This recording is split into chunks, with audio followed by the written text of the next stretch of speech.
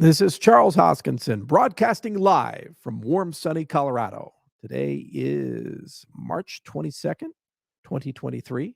It's always warm and always sunny here in Colorado. And I have hot off the press here the economic report for the President of the United States. So let me go ahead and share that and show you guys some interesting things in the report, also known as a hatchet job. Got to be real careful because when you have these reports, they're written by bureaucrats who are completely unaccountable to anybody, and they transmit it to the Congress, and they basically form talking points that get parroted and turned into law and policy. Now, prior reports were a bit more friendly to crypto and say it's a very promising thing. This one, all of Chapter 8 is dedicated to digital assets, and they basically are taking the position that digital assets are relearning the economic principles from the 1907 banking crisis. So let's get into some of the statements that they say in this hatchet job of a document. If you scroll down here.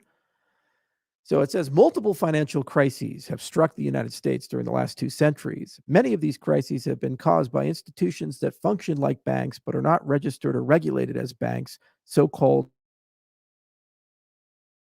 shadow banks that collapsed, like in 2008, or the S&L crisis in the early 90s, or all those other crises, but that's okay. For example, 1907 crisis, then called a panic, was mainly caused by trust companies, which were state-chartered entities that competed with banks for deposits. Because these trusts were not part of the central payment systems and thus processed only a small amount of payments, they did not hold large amounts of cash relative to deposits. Maybe what you're saying is that fractional reserve is a problem. And didn't the Federal Reserve lower the reserve requirements to damn near zero in 2020? Oh, okay, but we're going to completely ignore that. Thanks, you fucking hacks. To earn profits, they made as many loans as possible. Yeah, that's what current banks are doing today, just through structured financial products. But let's not pay attention to any of that. After a series of events in October of 1907 set off a rush for withdrawals, hey, kind of like SVB and Signature and the rest of these things and Credit Suisse, several trusts faced a run and were forced to suspend credit and liquidate assets, acting as a catalyst for a larger fire sale in the financial markets, kind of like today. To save the financial system, JP Morgan, owner of the eponymous bank, and a small number of other financial leaders individually chose which banks to bail out. This helped government policymakers realize that when faced with a crisis, the financial system, as then constituted, would rely on a privileged group of individuals seeking to maximize their own profits rather than in institutions that had an obligation to protect the public interest. Has anything changed? This realization helped lead to the creation of the Federal Reserve, the centralized entity that first aimed to serve as the lender of last resort. Over time, also obtained the exclusive power to issue US dollar notes and manage the nation's monetary policy. Fast forward, and by the way, 99% of the value of the dollar is gone after they created the Federal Reserve. It's gone. They created it, they destroyed the value of the dollar, but let's keep going. Fast forward 100 years, and digital asset proponents are now aspiring to create a decentralized financial system without relying on governments. You're damn right, because we can't trust you bastards. And their regulatory frameworks, that's not true.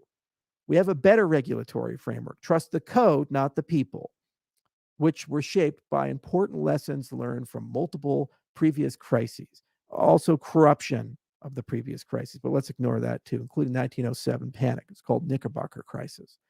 Digital assets are electronic representations of value and operate as part of a complex and interconnected digital ecosystem.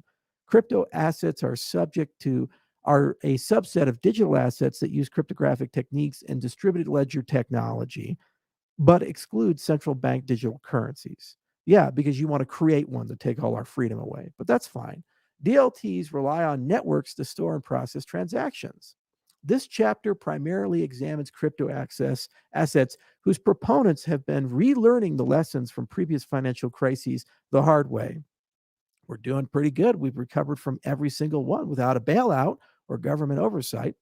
In addition to the decentralized custody and control of money, which is a good thing, creates resilience, It's been argued that crypto assets may provide other benefits, such as improving payment systems. You're damn well right they do. Increasing financial inclusion, absolutely. Talk to the users of Cardano Nigeria. And creating mechanisms for distribution of intellectual property and financial value that bypass intermediaries that extract value from both the provider and the recipient. Hell yeah. Look at the NFT space, for example. Don't have to go to Hollywood anymore. Your donors who paid for this report. Looking under the hood at these arguments, however, shows a more complicated picture. So far, crypto assets have brought none of these benefits. That's just bullshit. Meanwhile, the costs generated by several other aspects, such as those for consumers, the physical environment, and the financial system, are not only substantial, but are also being accrued in the present. Indeed, crypto assets to date do not appear to offer investments with any fundamental value, nor do they act as an effective alternative to fiat money, improve financial inclusion, or make payments more efficient. Instead, their innovation has been mostly about creating artificial scarcity in order to support crypto asset prices, and many of them have no fundamental value. This raises the question of the role of regulation in protecting consumers. They got to protect you, not from the banking crises that they create, the hyperinflation they create, the wage slavery that they put you in, but they got to protect you from the system trying to get you out of it. Investors and the rest of the financial system from panics, crashes, and fraud related to crypto assets. By the way, they're trying to blame us for this banking crisis they created. That's what's happening in these reports right now. So we didn't create this. Big money backs tiny loans that lead to debt, despair, and even suicide. Straight from Bloomberg 2022. We didn't create this. You look through this article, they talk about the microfinance industry. The infusion of capital has continued despite annualized interest rates that can top 100%, and aggressive debt collection tactics that have left some borrowers homeless. Wow, look at that. Let's look at the World Bank, the report right here. Remittance prices quarterly, price to move, the national average, $200 is 6.3%. They give you bank failures. They give you money laundering. They give you nepotism and corruption. They give you 100% interest rates. They give you 6% costs to move the fucking money around the world for the poorest people in the world, the 3 billion poorest people. Then there was a straight fucking face, write this piece of garbage that says everything we do hasn't accomplished anything. Aave doesn't exist. Compound doesn't exist. Uniswap doesn't exist. Goldfinch doesn't exist. And all the Cardano equivalents. None of these things exist.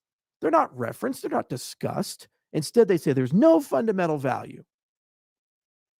Meanwhile, the same group of people they praise in their pathetic argument, the Federal Reserve System, as the savior, the lender of last resort, went and told us that interest rates should be zero or perhaps negative, then raised them 5,000%, crushing the banks. All the while, printing money out of thin air we don't have, destroying your savings. And that's how we're going to get out of this. It's a joke. It's a pathetic joke.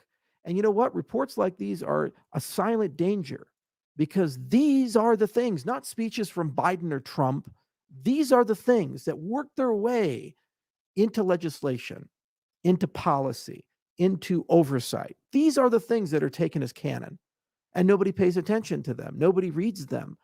500 pages right there, up for the grabs. Anybody can look at it. And you know what? Everybody ignores it. And that's by design, because the bureaucracy is unaccountable. The bureaucracy doesn't work for you. The bureaucracy works for itself. And they know that you can't have an honest cop with all the bad cops, because he starts telling people the secrets, the corruption. You can't have full reserve banking with fractional reserve banking, because it exposes the problems of fractional reserve banking. You can't have transparent, honest money, because you can't print it out of thin air. You can't have the people in charge of their identity, their money, and the innovation of the monetary systems, because all the people who signed this report, all these powerful people here, they lose their power. They're no longer in charge. They no longer have a say. And damn it, why should they have a say? Because what have they done for us? Is it safer today than it was yesterday? Are we more peaceful? Is your money worth more? Is the economy on good footing? Do you feel honestly like things are running the right way? No. And then we do something about it. We don't complain. We go and try to solve the problem ourselves. It's hard because no one helps us. Every damn regulator tries to burn you to the ground. And you have to figure out how to rebuild an entire financial system from the ground up, real time, while everybody's watching and criticizing. And then when we finally make some progress to chip away at this, which harms the poorest people in the world, and this, which causes the poorest people of the world to kill themselves, then they read a report basically saying we've accomplished nothing. And this industry should be regulated out of existence so you guys can be wage slaves. And when you put your money in the bank, you get no interest. And the bank collapses. The people who run it, they get all the money. The shareholders get fucked. The debitors get fucked. And too big to fail gets bigger. That's the world that they want, to put everybody in chains. It's damn pathetic. And you know what? Whenever I see it, I'm going to be the first to mention it, talk about it, and shout about it from the highest tower. This is an industry created out of necessity. We didn't start it. It started itself on the back of 2008. And now we are looking down an even worse situation than 2008. And they have the gall to say, we're not part of the solution. Trust us yet again. We're going to figure this out. It's pretty fucking sad. It really is. And you know what? We're not going to let them do it.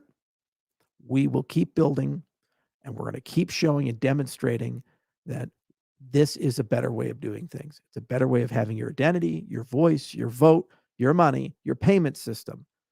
The world works better when everybody's equal and everybody's in charge, instead of a small group of unelected bureaucrats who are unaccountable to the mistakes that they make again and again. That's the promise of crypto. That's why we're here. That's why you're here. Let's keep firing. Let's keep going.